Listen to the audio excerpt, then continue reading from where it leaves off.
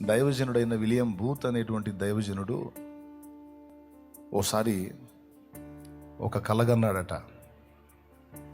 ఆ కలలో ఆయనకి తన జీవితాన్ని గూర్చి దేవుని సముఖంలో రాయబడిన గ్రంథం కనపడతా ఉంది. తన జీవితంలోని ప్రతిదినం ఆ దినాన్ని గూర్చినటువంటి విషయాలన్నీ కూడా ఆ గ్రంథంలో రాయబడి ఉన్నాయి. ఈయన ఈ కలలో, ఈ దర్శనంలో ఆ గ్రంథాన్ని చూస్తూ ఉన్నాడు. ఎవరికి జీవితం అంటే తన జీవితాన్ని కూర్చున్నటువంటి గ్రంథమే కనపడతా ఉంది, దాన్నే చూస్తున్నాడు. అందులో page page page page page page తిప్పుతూ ఉంటే ఆ గ్రంథంలో అన్నిటికంటే కూడా చాలా ఎక్కువ సార్లు ఆయనకి కనిపించినటువంటి పదం ఏమిటో తెలుసా? క్షమింపబడెను, క్షమింపబడెను, క్షమింపబడెను, క్షమింపబడెను, క్షమింపబడెను, క్షమింపబడెను అని. ప్రతి పేజీలో కూడా ఆయన కనిపించింది ఏంటంటే క్షమింపబడెను, క్షమింపబడెను, క్షమింపబడెను, క్షమింపబడెను అని కనిపించింది ఎక్కువ సార్లు. బైబిల్ గ్రంథంలో భయపడకుడి, భయపడకుడి, భయపడకుడి, భయపడకుడి అని అనేక సార్లు రాయబడినట్లు ఆ దైవజనుని యొక్క జీవిత గ్రంథంలో ఆయన అతిక్రమాలన్నీ ప్రస్తావించి అన్ని క్షమించబడ్డాయి.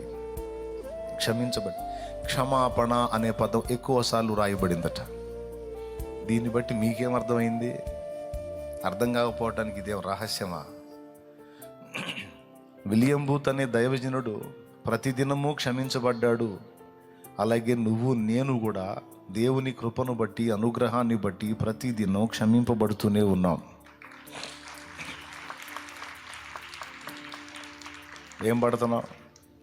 క్షమింపబడుతున్నాం. 103వ కీర్తన కృతజ్ఞతా కీర్తన, ప్రాణానికి బుద్ధి నేర్పుకునే కీర్తన, అంతరంగాన్ని శుద్ధి చేసుకునే కీర్తన, హృదయం అంతటినీ యెహోవా తట్టు తిప్పుకునే కీర్తన. ప్రాణానికి చెప్పాడు, ప్రాణములో మనస్సు ఉంది, మనస్సుతో చెప్తున్నాడు నువ్వు దేవుణ్ణి సన్నుతించాలి, నువ్వు దేవుని ఆశ్రయించాలి, దేవుని మహిమపరచాలి, దేవుని కీర్తించాలి అని. ప్రాణములోని మనస్సు అడిగింది, ఎందుకు సన్నుతించాలి, ఎందుకు కీర్తించాలి? ఎందుకు అంటే దానికి సమాధానంగా కొన్ని వచనాలు చెప్పాడు. అందులో మొదటిది, ఆయన నీ దోషములన్నిటినీ ఏం చేశాడని ఉంది? క్షమించువాడు అని రాస్తుంది. ఈ కీర్తనలో దేవుని యొక్క దీర్ఘశాంతాన్ని, అనుగ్రహాన్ని, కృపా సమృద్ధిని గురించి ప్రత్యేకంగా మాట్లాడతాడు.